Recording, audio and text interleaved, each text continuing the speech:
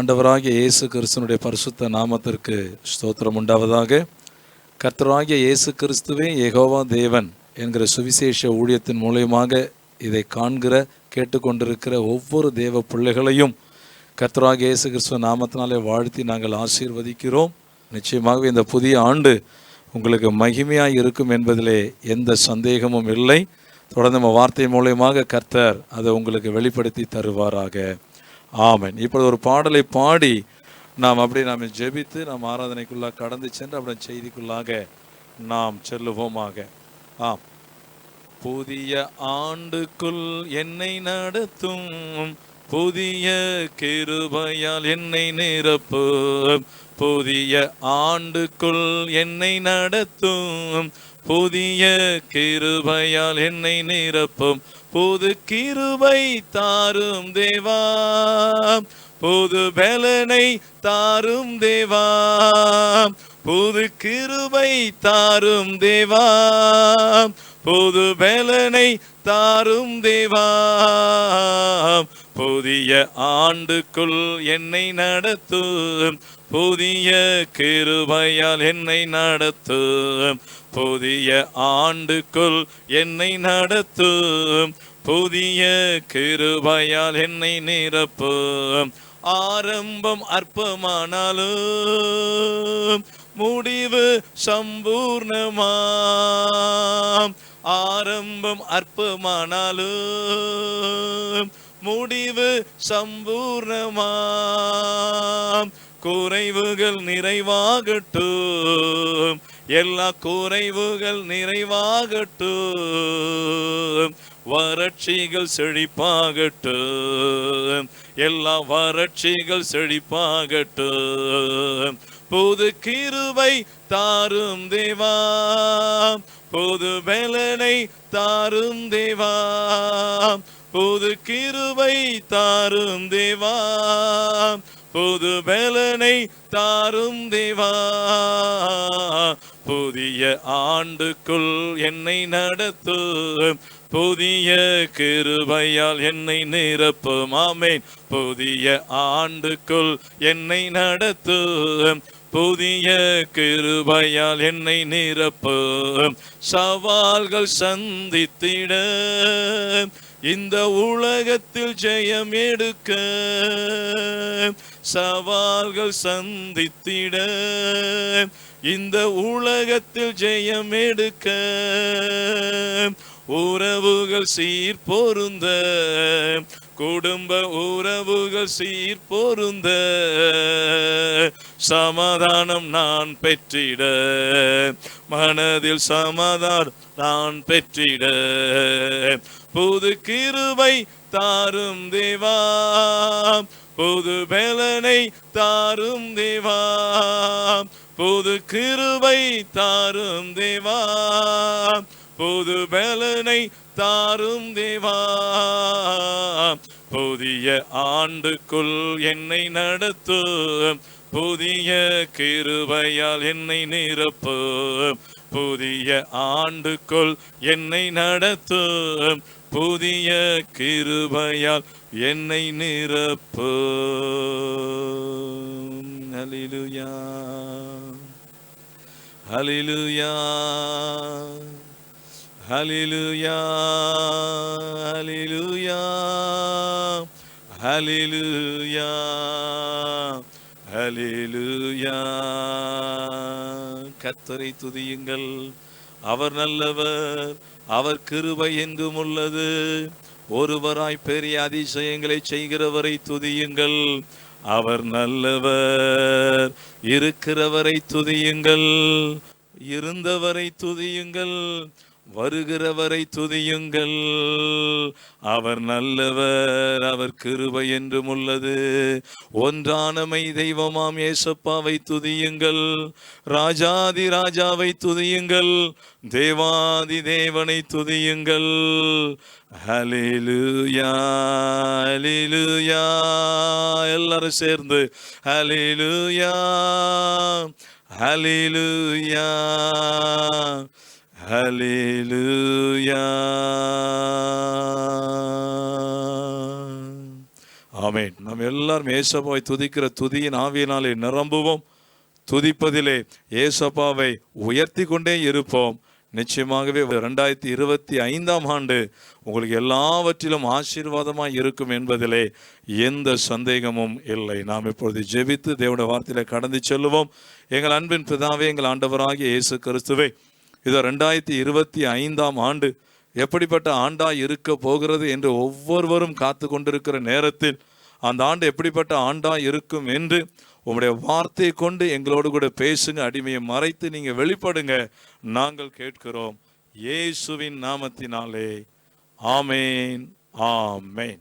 Price the lord. அருமையான தேவ பிள்ளைகளே, 2025ஆம் ஆண்டு எப்படி இருக்குமோ, எப்படிப்பட்ட ஒரு காரியம் நடக்குமோ என்ற ஒரு விதமான ஒரு எதிர்பார்ப்போடு நீங்கள் இருந்து கொண்டு இருப்பீர்கள். ஆகையால் நீங்கள் எதை குறித்தும் பயப்படாதீங்க. சந்தோஷமே கர்த்தரை துதியுங்கள். ஆண்டு நமக்கு மிகுந்த ஆசீர்வாதமாக இருக்கும் என்பதில் எந்த சந்தேகமும் இல்லை. அவருடைய வார்த்தை கொண்டு நான் சொல்லுகிறேன். இன்று இப்போ வார்த்தைக்குள்ள நம்ம கடந்து செல்லுவோம். ஆதியாகமம் 17வது அதிகாரம் 21ஆம் வசனத்தையும் ஆதியாகமம் 18ஆம் அதிகாரம் 14ஆம் வசனம், இந்த 2 வசனங்களையும் நாம் தலைப்பு வசனமாக நான் வாசிக்கிறேன். வருகிற வருஷத்தில் குறித்த காலத்திலே சாரால் உனக்கு பெறப்போகிற ஈசாக்கோடே நான் என் உடன்படிக்கையை ஏற்படுத்துவேன் என்றார். 18ஆம் அதிகாரம் 14ஆம் வசனத்துல கர்த்தரால் ஆகாத காரியம் உண்டோ? உற்பவ கால திட்டத்தில் உன்னிடத்திற்கு திரும்ப வருவேன், அப்பொழுது சாராளுக்கு ஒரு குமாரன் இருப்பான் என்றார். கர்த்தர் தான் இந்த வார்த்தையை நமக்கு ஆசீர்வதித்து தருவாராக. நமக்கு எப்படிப்பட்ட ஆண்டா இருக்கும் என்று வேத வசனத்தின் கொண்டு நாம் தியானம் பண்ணுவோமாக. ஆண்டவர் சொல்லுகிறார், வருகிற வருஷத்திலே, வருகிற 2025ஆம் வருஷத்திலே குறித்த காலத்திலே, அங்க சாரால் என்கிற பெயர் எழுதப்பட்டிருக்கிறது அல்லவா? அங்கு விசுவாசத்தோடு உங்களுடைய பெயர்களை நீங்கள் எழுதி கொள்ளுங்கள். இப்போது என்னுடைய பெயரை சொல்லுகிறேன். பால் ஸ்டீஃபனோடு கூட நான் என் உடன்படிக்கையை ஏற்படுத்துவேன் என்று ஆண்டவர் கொடுக்கிற ஒரு வாக்குத்தத்தம். ஏன் அவர் அதை உறுதிப்படுத்துகிறார்? எப்படிப்பட்ட அந்த உடன்படிக்கையை நான் ஏற்படுத்தி நான் ஆசீர்வதிப்பேன் என்று சொல்லி சவாலாய் சொல்லுகிறார் என்றால், பாருங்கள், அதே 18ஆம் அதிகாரம் 14 வசனத்துல கர்த்தரால் ஆகாத காரியம் உண்டோ? உற்பவ கால திட்டத்தில் உன்னிடத்துக்கு வருவேன். அதாவது அந்த ஏற்ற காலத்தில் நான் உன்னிடத்துக்கு திரும்ப வந்து அந்த உடன்படிக்கையை நான் உன்னுடைய வாழ்க்கையிலே நிறைவேற்றுவேன் என்று கர்த்தர் வாக்கு கொடுக்கிறார். ஹல்லேலூயா. ஆம், கடந்து வந்த காலங்கள் எப்படி வேணா இருக்கலாம், கடந்த வருஷங்கள் எப்படி வேணா இருக்கலாம். நாம் எப்படிப்பட்ட போராட்டத்தோடு வந்திருக்கலாம், எப்படிப்பட்ட நிந்தையோடு வந்திருக்கலாம், வியாதியோடு வந்திருக்கலாம், கடன் பிரச்சனைகளோடு வந்திருக்கலாம், சமாதானம் இன்றி வந்திருக்கலாம், சந்தோஷம் இன்றி வந்திருக்கலாம், சௌக்கியமின்றி வந்திருக்கலாம். ஆனால் கர்த்தருடைய வார்த்தையை விசுவாசிங்க. ஏன்னா கர்த்தருடைய வார்த்தை தான் நமக்கு ஆறுதல். ஏசப்பாவுடைய வார்த்தை தான் நமக்கு விடுதலை. ஏனென்றால் அவர் வார்த்தையாய் இருக்கிறார். வேதம் சொல்கிறது, ஆதியிலே வார்த்தை இருந்தது, அந்த வார்த்தை தேவனிடத்தில் இருந்த, அந்த வார்த்தையே தேவனாய் இருந்தது என்கிற வார்த்தையின்படியாக ஏசப்பா தான் வார்த்தை. இன்றைக்கு அவர் தம்முடைய வார்த்தையை வாக்குத்தத்தமாக கொடுத்து கொண்டிருக்கிறார். ஆகையால் நிச்சயமாகவே கர்த்தர் உங்களோடு கூட தன்னுடைய உடன்படிக்கையை ஏற்படுத்த போகிறார். என்னென்ன வாக்குத்தத்தங்கள் கொடுத்திருந்தாரோ, ஒருவேளை நீங்க தனிப்பட்ட முறையில் ஜெபிக்கும் போது ஆண்டவர் உங்களோடு கூட சொப்பனத்தில் பேசியிருக்கலாம், தரிசனத்தில் பேசியிருக்கலாம், ஊழியக்காரர்கள் ஜெபிக்கும் போது பேசியிருக்கலாம், செய்தி கொடுக்கும் போது சபையிலே நீங்கள் செய்தி அந்த வாக்குத்தத்தங்கள் உங்களை நோக்கி வந்திருக்கலாம். ஆனால் அவை நிறைவேறவில்லையே, இன்னும் எப்பொழுது நிறைவேறும் என்று அங்கலாய்த்து கொண்டிருக்கலாம். கர்த்தர் இன்றைக்கு உங்களுக்கு சொல்லுகிறார், வருகிற வருஷத்திலே குறித்த காலத்திலே அந்த அத்தனை வாக்குத்தத்தங்களும் நிறைவேறும் என்று கர்த்தர் சொல்லுகிறார். ஹல்லேலூயா. ஆகையால் சந்தோஷப்பட்டு களி கூறுங்க, விசுவாசத்தோடு வார்த்தையை கேளுங்க. நிச்சயமாகவே வருகிற ஆண்டு உங்களுக்கு மகிமையாய் இருக்கும் என்பதிலே எந்த சந்தேகமும் இல்லை. ஹல்லேலூயா. அவர் கொடுத்த வாக்குத்தத்தத்தின்படியாக அந்த குறித்த காலத்திலே அவர் ஆசீர்வாதத்தை கொடுப்பேன் சொல்லுகிறாரே. முதலாவதாக பாருங்கள், அப்போஸ்தலர் 2ஆம் அதிகாரம் 1 இந்த 4ஆம் வசனம் மட்டுமாக நீங்க வாசித்து பார்ப்பீர்களே. ஆனால் அதற்கு முன்பதாக நடந்த சம்பவங்கள் எல்லாம் உங்களுக்கு தெரியும். ஏசப்பா வந்தார், மரித்தார், 40 நாள் உயிரோடு எழுந்து 40 நாள் சீஷரோடு கூட இருந்தார். பிறகு 40 நாள் கழித்து அவர் பரலோகம் செல்கிற காட்சியெல்லாம் நம்ம பார்க்கிறோம். இவர்கள் எல்லாரும் அங்க இருக்கிற மக்களுக்கு பயந்து ஓர் இடத்திலே கூடி 120 சீஷர்களும் ஜெபித்து கொண்டிருந்த காரியங்கள் எல்லாம் நாம் அறிந்தவைகளை. அங்கு பாருங்க, இந்த ஆண்டவர் கொடுத்த வாக்கு தத்தத்துக்கு ஒத்த காரியத்தை அங்க நம்ம பார்க்க எல்லாரும் பயந்து நடுங்கி வேதனையோடு கூட வாழ்ந்து கொண்டிருக்கிற அந்த நேரத்தில் அப்போஸ்தலர் 2ஆம் அதிகாரம் பாத்தீங்கன்னா 1-4 வருமா நான் வாசிக்கிறேன் பாருங்க. மிக முக்கியமான ஒரு வசனம் அது பாருங்க. 1-4 பெந்தேகோஸ்தே என்னும் நாள் வந்தபோது, வருஷத்திலே குறித்த காலத்திலே ஒரு காலத்திலே அவர் உடன்படிக்கையை சொன்ன வாக்குத்தத்தத்தை நிறைவேற்றுவேன் என்று சொல்லுகிறாரு. முதல் ஆசீர்வாதம் என்ன பாருங்களேன். பெந்தகோஸ்தே என்னும் நாள், குறித்த நாள் வந்தபோது அவர்கள் எல்லாரும் ஒருமனப்பட்டு ஓரிடத்தில் வந்திருந்தார்கள். அப்பொழுது பலத்த காற்று அடிக்கிற முழக்கம் போல வானத்திலிருந்து சடிதியாய் ஒரு முழக்கம் உண்டாகி அவர் உட்கார்ந்திருந்த வீடு முழுதையும் நிரப்பெற்று, 3வது வசனம், அல்லாமலும் அக்னிமயமான நாவுகள் போல தெரிந்திருக்கும் நாவுகள் அவர்களுக்கு காணப்பட்டு அவர்கள் ஒவ்வொருவரும் மேலும் அமர்ந்தது. அடுத்த வசனம், அவர்கள் எல்லாரும் பரிசுத்த ஆவியினாலே நிரப்பப்பட்டு ஆவியானவர் தங்களுக்கு தந்தருளின வரத்தின்படியே வெவ்வேறு பாஷைகளிலே பேச தொடங்கினார்கள். ஹல்லேலூயா. அந்நிய பாஷையை கர்த்தர் விசேஷமாய் உங்களுக்கு கொடுக்க போகிறேன் என்று சொல்லுகிறார். ஆவிக்குரிய வரங்களினால் உங்களை நிரப்ப போகிறேன் என்று சொல்லுகிறார். ஆவிக்குரிய கனியால் உங்களை நிரப்ப போகிறேன் என்று சொல்லுகிறார். ஏசப்பாவுடைய நாமத்துக்காக ஆவிக்குரிய வரங்கள் உங்களுக்கு கிரியை செய்ய போகிறது. பாடுகிற தாளந்துகளை கர்த்தர் கொடுக்க போகிறார். ஆராதனை நடத்துகிற தாளந்துகளை கர்த்தர் கொடுக்க போகிறார். செய்தியை கொடுக்கிற தாளந்துகளை கர்த்தர் கொடுக்க போகிறார். ஊழியத்திலே வல்லமையான காரியங்களை செய்ய போகிறேன் என்று கர்த்தர் முதலாவதாக ஆவிக்குரிய ஆசீர்வாதத்தினாலே உன்னை நான் நிரப்புவேன் என்று கர்த்தர் சொல்லுகிறார். ஹல்லேலூயா. அதுதானே நமக்கு ஆசீர்வாதம். பரிசுத்த ஆவிதானே நமக்கு அவசியம். பரிசுத்த ஆவி இல்லாமல் நம்மால் ஒன்றும் செய்ய முடியாது என்று வேதத்தில் வாசிக்கிறோம். ஏசப்பா வாயத்தன் சொன்னாரே, என்னாலே அல்லாமல் உங்களால் ஒன்றும் செய்யக்கூடாது என்று சொன்னாரே. முதலாவதாக வருகிற வருஷத்தில் 2025 நீங்கள் துவங்கின மாத்திரத்திலேயே அது 12ஆம் மணி நேரம் 12:01 கூட இருக்கலாம், 12:02 கூட இருக்கலாம். 12 மணி தாண்டின மாத்திரத்தில் இந்த 2025 கால் வைக்கும் பொழுதே கர்த்தர் உங்களை விசேஷித்த அபிஷேகத்தை நிரப்ப போகிறேன் என்று வாக்கு கொடுக்கிறார். ஹல்லேலூயா. வருகிற வருஷத்தின் குறித்த காலத்திலே கர்த்தர் உங்களுக்கு உடன்படிக்கை ஏற்படுத்தி சொன்னாரே, அது என்ன? முதலாவதாக அவருடைய பரிசுத்த ஆவியையே உங்களுக்கு தரப்போகிறார். அளவில்லாத அபிஷேகத்தை தருவேன் என்று சொல்லுகிறார். இதுவரை அபிஷேகத்துக்காக கண்ணீரோடு ஜெபிக்கிற தேவ பிள்ளைகளே, எனக்கு ஜெபிக்கிற தெரியாது, எனக்கு பாட தெரியாது, எனக்கு வேதத்தை பற்றி போதிக்க தெரியாது என்று உன்னையே நீ குறுக்கி கொண்டிருக்கிறாயே, சுருக்கி கொண்டிருக்கிறாயே. ஏசப்பா வருகிற வருஷத்திலே 2025 குறித்த காலத்திலே உன்னை தன்னுடைய அபிஷேகத்தினால் நிரப்பி உன்னை வல்லமையுள்ள சாட்சியாக எடுத்து நிறுத்துவேன் என்று அவர் வாக்கு கொடுக்கிறார். ஹல்லேலூயா. கைதட்டி கர்த்தரை மகிமைப்படுத்துங்க. நிச்சயமாவே கர்த்தர் முதல் ஆசீர்வாதமாக தம்முடைய அபிஷேகத்தை கொடுத்து உங்களை ஆசீர்வதிக்க போகிறார். ஹல்லேலூயா. அவர் கொடுத்த வாக்குத்தத்தத்தை நிறைவேற்ற அவர் சொன்ன வார்த்தை, நான் திரும்பவும் உன்னிடத்தில் வருவேன் என்று சொன்னாரே. இந்த 2025 துவங்கும் போது ஏசப்பா வல்லமையாக உங்களிடத்தில் வந்து அவருடைய வாக்குத்தத்தங்களை நிறைவேற்றுவார். எப்படி? பரிசுத்த ஆவியை கொடுத்து உங்களுடைய எல்லா காரியங்களையும் மாற்றி உங்களை ஆசீர்வதிக்க போகிறார். ஹல்லேலூயா. இரண்டாவதாக, ஏற்ற குறித்த காலத்திலே உன்னிடத்திற்கு வருவேன் என்று சொன்ன தெய்வம் எப்படிப்பட்ட ஆசீர்வாதங்களோடு வருவேன் என்று சொல்லுகிறார் பார்த்தீங்கன்னா, யாத்திராகமம் 12ஆம் அதிகாரம் 40ஆம் வசனத்தையும் 41ஆம் வசனத்தையும் நான் வாசிக்கிறேன் பாருங்கள். எவ்வளவு மகிமையான ஒரு காரியம் பாருங்க. யாத்திராகமம் 12வது அதிகாரம் 40ஆம் வசனத்தையும் 41ஆம் வசனத்தையும் நான் வாசிக்கிறேன் பாருங்கள். இஸ்ரவேல் புத்திரர் எகிப்திலே குடியிருந்த காலம் 430 வருஷம். 430 வருஷம் முடிந்த அன்றைய தினமே, ஹல்லேலூயா, ஒரு குறித்த காலத்திலே நான் வருவேன் என்று வாக்கு கொடுத்தாரே.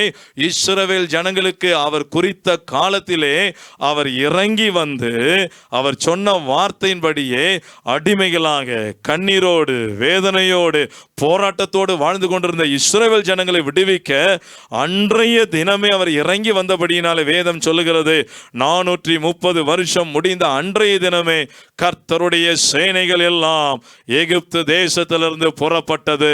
ஹல்லேலூயா. என் அன்பு தேவ பிள்ளையே, நீர் எப்படிப்பட்ட அடிமையிலே வாழ்ந்து வந்திருக்கலாம், எப்படிப்பட்ட போராட்டத்திலே வாழ்ந்து வந்திருக்கலாம், கடன் என்கிற அடிமையில வாழ்ந்து வந்திருக்கலாம், பாவம் என்கிற அடிமைத்தனத்தில் வாழ்ந்து வந்திருக்கலாம், சாபம் என்கிற அடிமைத்தனத்தில் நீங்கள் வாழ்ந்து வந்திருக்கலாம், மனிதர்களுக்கு நீங்கள் அடிமைகளாக இருந்திருக்கலாம். நீங்கள் என்னென்ன காரியங்களுக்கு அடிமைகளாய் இருந்தீர்களோ, ஆண்டவர் சொன்ன வார்த்தையின்படி இஸ்ரவேல் ஜனங்களை தம்முடைய வார்த்தையின்படி அன்றைய தினமே குறித்த காலத்திலே விடுதலாக்கினது போல இயேசு கிறிஸ்து வருகிற 2025 வருகிற வருஷத்திலே குறித்த காலத்திலே உங்களை அடிமைத்தனத்திலிருந்து விடுதலையாக்க போகிறார்.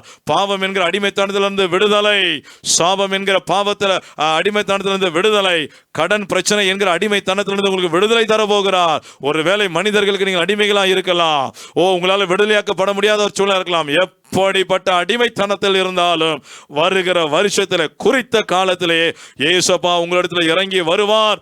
அடிமைத்தனத்திலிருந்து விடுதலையாக்கி உங்களை ஆசீர்வதிப்பேன் என்று கர்த்தர் சொல்லுகிறார். ஹல்லேலூயா.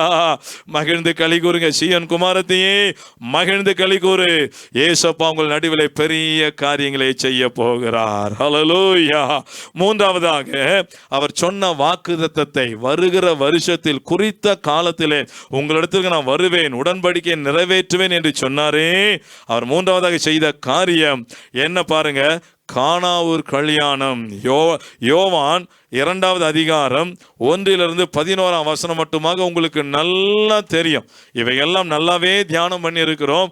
ஏசப்பா முதல் செய்த அற்புதமே கானாவூர் கல்யாணத்துல நடந்த அந்த கல்யாணத்துல வெறும் தண்ணீரை ரசமாக மாற்றின அற்புதம் நம்ம எல்லாருக்குமே நல்லா தெரியும். பாருங்க, ஏதேன் தோட்டத்தில் ஆதாமையும் ஏவாளையும் படைத்து குடும்ப வாழ்க்கையை உருவாக்கி கொடுத்தார். அங்கு சாத்தானால் வஞ்சிக்கப்பட்டு அந்த காரியங்களெல்லாம் இழந்து போனாலும் கூட அவர் நேற்றும் இன்றும் என்றும் மாறாதவராக எதற்காக அந்த குடும்ப வாழ்க்கையை ஏற்படுத்தி கொடுத்தாரோ, குடும்பம் மூலமாக தன்னுடைய நாமத்தை உயர்த்த வேண்டும் என்று சித்தம் கொண்ட தெய்வம் மாம்சத்தில் இயேசுவாக வெளிப்பட்டு தன்னுடைய ஊழியத்தை துவங்கி அவர் செய்த முதல் அற்புதம் ஒரு குடும்பத்தில் தான் அவர் செய்கிறார். என் அருமையான தெய்வ பிள்ளைகளே, குடும்பங்களை நேசிக்கிற தெய்வம் இயேசு கிறிஸ்து. இன்னைக்கு குடும்பமாக நீங்கள் கர்த்தருடைய வார்த்தையை கேட்டுக்கொண்டிருக்கலாம். என் அன்பு சகோதரனை சகோதரியே, நிச்சயமாகவே இந்த ஆண்டு குறித்த காலத்திலே கர்த்தர் உங்கள் குடும்பத்திலே வந்து எல்லா குறைவுகளை நிறைவாக மாற்ற போகிறார். இயற்கைக்கு அப்பாற்பட்ட அற்புதங்களை செய்ய போகிறார். ஆம், தண்ணீர் எப்படி ருசியான ரசமாய் மாறினதோ, இயற்கைக்கு அப்பாற்பட்ட அற்புதங்களை செய்தாரோ, அதே போல நீ என்னென்ன காரியங்களுக்காக கண்ணீரோடு ஜெபித்து கொண்டு இருக்கிறாயோ, என்னென்ன காரியங்கள் நடவாமல் நீ கண்ணீரோடு இருக்கிறாயோ, அந்த எல்லா காரியங்களும் ஏசப்பா வருகிற 2025 குறித்த காலத்தில் உங்கள் குடும்பத்தில் இறங்கி வந்து உங்களுடைய கண்ணீரை துடைக்க போகிறார். உங்கள் வேதனைகளை மாற்ற போகிறார். நீங்கள் விரும்பின காரியங்களை கைகூடி வர பண்ணி உங்களை ஆசீர்வதிக்க போகிறேன் என்று கர்த்தர் சொல்லுகிறார். ஹல்லேலூயா. ஆகையால் நீங்கள் கவலைப்படாதீங்க. வருகிற புதிய ஆண்டு நிச்சயம் உங்களுக்கு மகிமையாக இருக்கும். கர்த்தருடைய வார்த்தை கொண்டு நான் உங்களுக்கு போதிக்கிறேன். நிச்சயம் கர்த்தர் ஆசீர்வதிப்பாராக. கடைசியாக குறித்த காலத்திலே வருகிற வருஷத்திலே உன்னிடத்திற்கு நான் இறங்கி வருவேன், என் உடன்படிக்கையை நான் நிறைவேற்றுவேன் என்று சொல்லி வாக்கு கொடுத்த தெய்வம் செய்ய போகிற 4வது காரியம் நாம் எடுத்த அந்த வாசித்த அந்த தலைப்பு வசனங்கள் தான். ஆதியாகமம் 17:21 மறுபடியும் ஆதியாகமம் 18ஆம் அதிகாரம் 14ஆம் வசனத்தை நான் வாசிக்கிறேன். பாருங்க, அங்குதான் அந்த தலைப்பு வசனத்தை நம்ம வாசித்தோம் அல்லவா. கர்த்தர் அங்குதான் ஒரு 4வது ஒரு அதிசயங்களை செய்கிற காரியங்களை நம்ம பார்க்கிறோம். பாருங்க, வருகிற வருஷத்தில் குறித்த காலத்திலே சாராள் உனக்கு பெறப்போகிற ஈசாக்கோடே நான் என் உடன்படிக்கையை ஏற்படுத்துவேன் என்றார். ஹல்லேலூயா. ஆபிரகாமை 75வது வயதிலே அடைத்த தெய்வம், அவனுக்கு வாக்கு கொடுத்த தெய்வம், நான் உன் சந்ததியை வானத்தின் நட்சத்திரங்களை போல பெருக பண்ணுவேன் என்று வாக்கு கொடுத்த தெய்வம் காலங்கள் உருண்டோடி கொண்டிருக்கிறது. 99 வயது மட்டுமாக வந்து கொண்டிருக்கிறார்கள். எத்தனை நிந்தை இருந்திருக்கும், எத்தனை வேதனை இருந்திருக்கும், எத்தனை அவமானங்கள் இருந்திருக்கும். ஆபிரகாமை எவ்வளவு பழி சுமத்தியிருப்பார்கள், எவ்வளவு பழியா பேசியிருப்பார்கள். ஆபிரகாமே, இயேசு கிறிஸ்து வாக்கு கொடுத்து விட்டார், அவர் நிறைவேற்றுவார் என்று நீ சொன்னாயே. காலங்கள் உருண்டோய் கொண்டு இருக்கிறது. 99 வயசு கிழவனாய் இருக்கிறாய், 90 வயது கிழவியாய் சாரால் இருக்கிறாய். உனக்கு எப்படி அந்த வாக்குத்தத்தம் நிறைவேறும் என்று எவ்வளவோ பரியாசம் பண்ணியிருப்பார்கள். ஆனால் 99ஆம் வயதிலே கர்த்தர் மறுபடியும் ஆபிரகாம் தரிசனமாகி சொல்லுகிற ஒரு காரியம், என் மகனே, நீ எனக்கு முன்பதாக மட்டும் உத்தமனாய் நடந்து கொள்ள எச்சரிக்கையாயிரு என்று சொல்லுகிறார். அது ஏன்? அவனை உண்மையாகவே அவனுடைய விசுவாசத்தை குலைக்கக்கூடிய எத்தனை காரியங்கள் நடந்திருக்கும் பாருங்க. 75 வயதுல வாக்குத்தத்தம், 99 24 வருடமும் அவன் விசுவாசத்தோடு தான் ஓடிக்கொண்டிருக்கிறான். ஆனால் அவனை சுற்றி நெருக்கி எப்படியெல்லாம் பேசியிருப்பார்கள். ஆனால் அவன் தடுமாறிவிடக் கூடாது என்பதற்காக கர்த்தர் மறுபடியும் வந்து அவனிடத்தில் சொல்லி வாக்கு பண்ணுகிறார், நிச்சயமாகவே உன்னுடைய காலத்தில் நான் வருகிறேன், வருகிற வருஷத்தில் வருகிறேன், சாராளுடைய கற்பத்தை நான் ஆசீர்வதிப்பேன், ஈசாக் என்கிற ஒரு மகனை கொடுப்பேன், அவனோட என் உடன்படிக்கையை நான் ஏற்படுத்துவேன், அவன் மூலமாக சந்ததி விருத்தி அடையும் என்று கர்த்தர் அவனை பலப்படுத்துகிற காரியத்தை தான் இங்கே பார்த்து கொண்டிருக்கிறோம். என் அன்பு தேவ பிள்ளைகளே, ஒருவேளை திருமணமாகி நிறைய ஆண்டுகள் ஓடி இருக்கலாம், கற்பம் ஆசீர்வதிக்கப்படாமல் இருக்கலாம், என் கற்பத்தை கர்த்தர் ஆசீர்வதிக்க மாட்டாரா என்று கண்ணீரோடு நீ வாழ்ந்து கொண்டிருக்கலாம். கர்த்தர் இன்றைக்கு உனக்கு வாக்கு கொடுக்கிறார், வருகிற வருஷத்திலே, உற்பவ கால திட்டத்திலே, குறித்த காலத்திலே, என் அன்பு சகோதரியே, என் அருமையான சகோதரனே, நீங்க கற்பம் தரிக்கும்படியாக கர்த்தர் உங்களுக்கு கிருபை செய்ய போகிறார். விசுவாசிங்க, சந்தோஷப்பட்டு மகிழ்ந்து களி கூறுங்க. எப்படி ஆபிரகாமுக்கு அவரோட ஆசீர்வாதத்துக்கு ஒரு வயது தடை இல்லையோ, அதுபோல எத்தனை ஆண்டுகள் உருண்டோடி இருக்கலாம், வருஷங்கள் உருண்டோடி கொண்டு இருக்கலாம், நிந்தையில வந்திருக்கலாம், கண்ணீரோடு வந்திருக்கலாம், வேதனையோடு வந்திருக்கலாம், போராட்டத்தோடு வந்திருக்கலாம். ஆனால் எதை குறித்து பயப்படாதீங்க. வருகிற வருஷத்திலே, குறித்த காலத்திலே, அதாவது 2025 நீங்கள் கால் வைக்கும் பொழுதே நல்ல செய்திகளை கேட்க கர்த்தர் கிருபை செய்ய போகிறார். அநேக நீங்கள் சாட்சி சொல்ல போகிறீர்கள். இதை இயேசுவோட நாமத்தினாலே விசுவாசத்தோடு நான் சொல்லுகிறேன், கர்த்தர் உங்கள் கற்பங்களை ஆசீர்வதிக்க போகிறார். ஹல்லேலூயா. திருமணம் ஆகாமல் கண்ணீரோடு இருக்கிற அருமையான சகோதரியே, அன்பு சகோதரன்மார்களே, ஏற்ற துணையை கர்த்தர் உங்களுக்கு உருவாக்கி கொடுக்க போகிறார். நல்ல வேலையை உங்களுக்கு ஆயத்தம் பண்ணி தர போகிறார். நல்ல சம்பளம் நிறைந்த வேலைகளை உங்களுக்கு ஆயத்தம் பண்ணி தருவார். நிச்சயமா ப்ரமோஷன் உங்களை தேடி வரும். உங்களுடைய தொழிலை கர்த்தர் நிச்சயமாக ஆசீர்வதிப்பார். உங்களை கைவிடவே மாட்டார். ஹல்லேலூயா. அந்த 4 வகையான ஆசீர்வாதங்களை கர்த்தர் நிச்சயம் உங்களுக்கு வருகிற வருஷத்தில் 2025ஆம் ஆண்டின் துவக்கத்திலேயே அவர் உங்களுக்கு செய்வேன் என்று வாக்கு கொடுக்கிறார். நீங்க விசுவாசிங்க. எங்ககிட்ட தான் இருக்கு. ஆண்டவர் தன்னுடைய வார்த்தையை கொடுத்து விட்டார். அவர்கிட்ட எந்த தடையுமே இல்லையே. அவர் அழகா சொல்றார், நான் மனமாற ஒரு மனுபுத்திரன் அல்லவே, நான் தேவாதி தேவன், நான் சொன்னதை அப்படியே செய்து முடிப்பேன் என்று வாக்கு கொடுக்கிறார். நாம் விசுவாசித்து அந்த ஆசீர்வாதங்களை பெற்றுக்கொள்ள நாம் அழைக்கப்படுகிறோம். என்றால் வேதம் சொல்லுகிறது, நீ விசுவாசித்தால் தேவனுடைய மகிமையை காண்பாய். நம் இயேசப்பா மகத்துவமானவர், அற்புதத்தின் தெய்வம், அதிசயங்களின் தெய்வம். நீங்கள் நினைக்கிறதற்கும் வேண்டுகிறதற்கும் மிகவும் அதிகமாய் செய்கிற தேவன் இயேசு நமக்காக தம்மையே பலியாக கொடுத்து விட்டாரே. நம்முடைய காரியங்களை சந்திக்காமல் இருப்பாரா?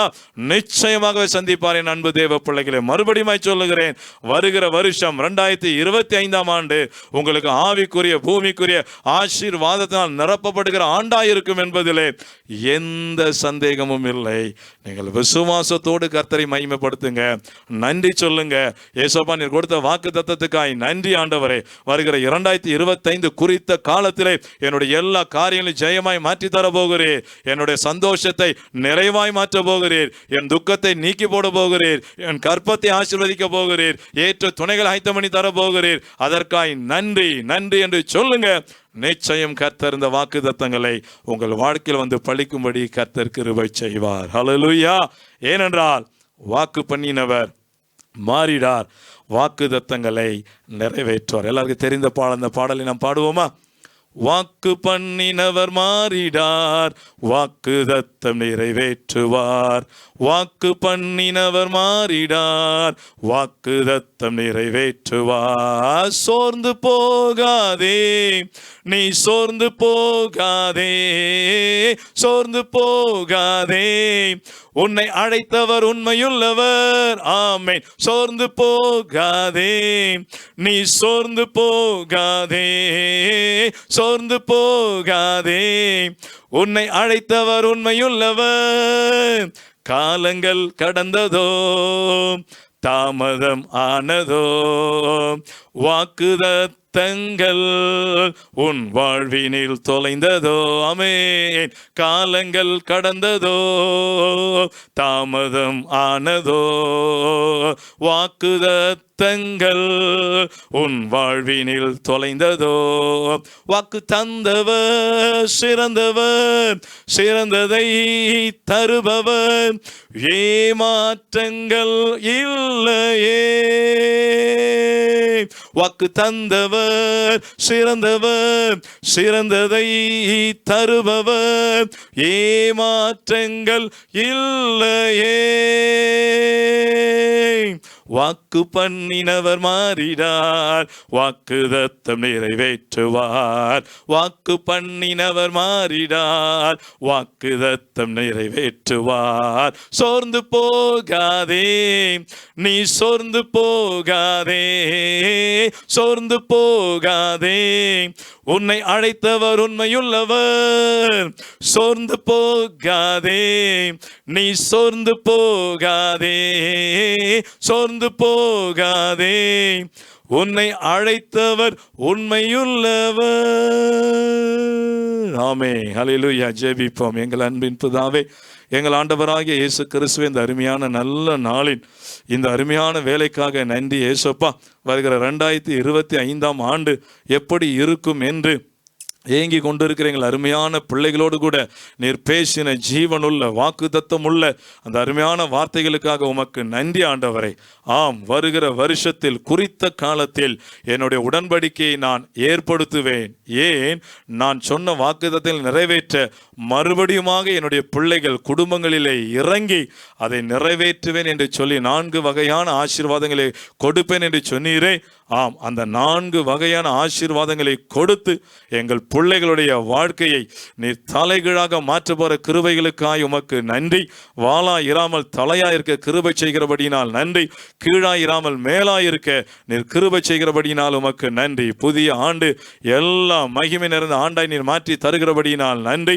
ஆவிக்குரிய பூமிக்குரிய நன்மையால் நிரப்பப்படுகிற ஆண்டாய் இருப்பதற்காய் நன்றி. ஆவியில் அதிகமாய் பலப்படுகிற ஆண்டாய் இருப்பதற்காய் நன்றி. ஜெப வாழ்க்கை, துதி வாழ்க்கை, பரிசுத்த வாழ்க்கை, வேத வாசிப்பு, தியானம், ஊழியங்கள் எல்லாவற்றிலும் பிள்ளைகளை உயர்த்துவதற்காய் உமக்கு நன்றி. உடைய நாமத்தை மகிமைப்படுத்துவதற்காய் நன்றி. எல்லாவற்றையும் கரத்தில் ஒப்பு கொடுத்து விட்டோம். இயேசு கிறிஸ்து என்கிற உங்க நாமத்தில் அவைகளை கேட்கிறோம் ஏசையா. ஆமேன், ஆமேன். God bless you my dear children. புத்தாண்டு நல்வாழ்த்துக்களை மறுபடியுமாக எங்களுடைய கர்த்தராகிய இயேசு கிறிஸ்துவே யெகோவா தேவன் ஊழியங்கள் மூலமாக தெரிவித்துக் கொள்ளுகிறோம். கர்த்தர் உங்களை ஆசீர்வதிப்பாராக. ஆமென்.